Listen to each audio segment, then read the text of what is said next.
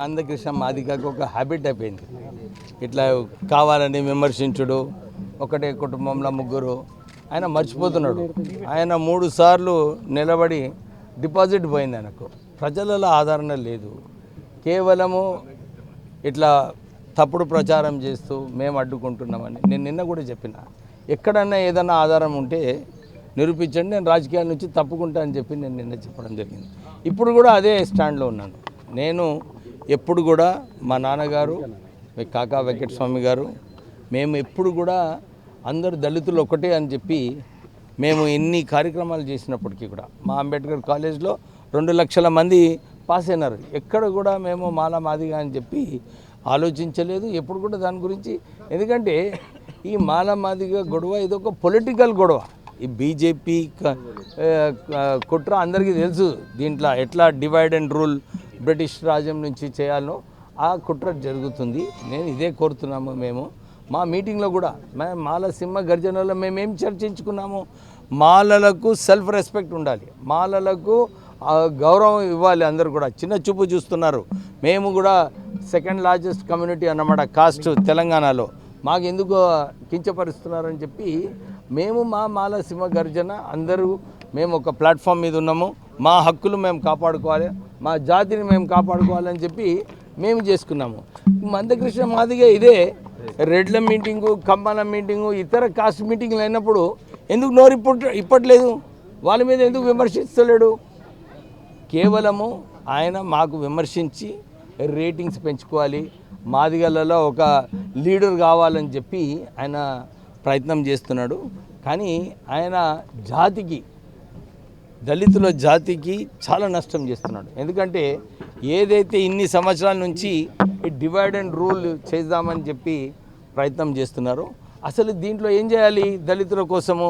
అరే కులగణన చేసి సెన్సెస్ ప్రకారంగా రిజర్వేషన్స్ పెంచాలి, ఎట్లా పెంచాలి, రిజర్వేషన్స్ పెంచాలి, ఇంకా ఆర్థికంగా దళితులు ముందుకు రావాలని చెప్పి దాని గురించి కొట్లాడాలి.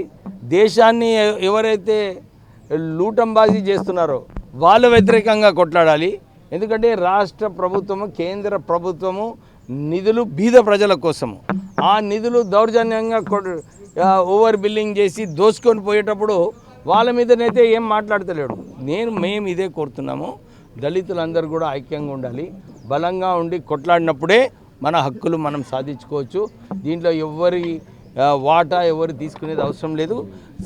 సుప్రీంకోర్టు ఏదైతే తీర్మానం ఇచ్చిందో ఆ సుప్రీంకోర్టు తీర్మానంలో క్లియర్గా ఉంది, ఎంపెరికల్ డేటా, ఎవరు ఎన్ని ఉద్యోగాలు తీసుకున్నారు, ఎవరు ఎన్ని కాలేజ్ సీట్స్ తీసుకున్నారు, బెనిఫిషరీస్ ఎంతమంది ఉంది, ఒక సైంటిఫిక్ స్టడీ చేసిన తర్వాత నిజంగా ఎవరైతే నష్టపోయినారో వాళ్ళకు హక్కులు కల్పించమని చెప్పినారు. ఇంత చిన్న విషయము పెద్ద విషయం అనుకో డెఫినెట్లీ, ఎందుకంటే ఇది ఈ సెన్సస్ కావాలి.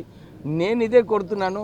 ఇంత చిన్న విషయము, కేంద్రంలో ఇన్ని ఎక్కువ ఉద్యోగాలు ఉన్నాయి, రాష్ట్రాల్లో చాలా తక్కువ ఉద్యోగాలు ఉన్నాయి, అన్ని అవుట్సోర్సింగ్లో పోయినాయి. కేంద్రంలో ఇన్ని ఉద్యోగాలు ఉన్నాయి. ప్రధానమంత్రి మోడీ గారు చాలా సన్నిహితుడు మందకృష్ణ మాదిగకి. ఈయన పోయి ఆయన కాలు పట్టుకుంటే రేపే సెన్సస్ చేస్తాడు, ఎల్లుండి పార్లమెంట్లో బిల్లు పెట్టి పాస్ చేసుకోవచ్చు. దేశవ్యాప్తంగా ఇది అమలు అవుతుంది. కేవలము ఈ రాజకీయం కోసము ఆయన సొంత సెల్ఫ్ లీడర్షిప్ డెవలప్ చేసుకోవటానికి చేస్తున్నారు.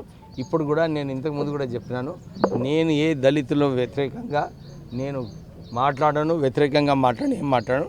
నేను ఇదే కోరుతున్నాను. మనకు ఈ సుప్రీంకోర్టు తీర్మానంలో ఈ 540 పేజీలలో కేవలం దళితుల వ్యతిరేకంగా మాట్లాడడం ఉంది, కానీ ఎక్కడ కూడా కుల వివక్ష ఉంది గురించి 3000 సంవత్సరాల కుల వివక్ష ఏదైతే అయిందో దాని గురించి జడ్జిమెంట్లో ఎక్కడ ఒక్క అంశం లేదు.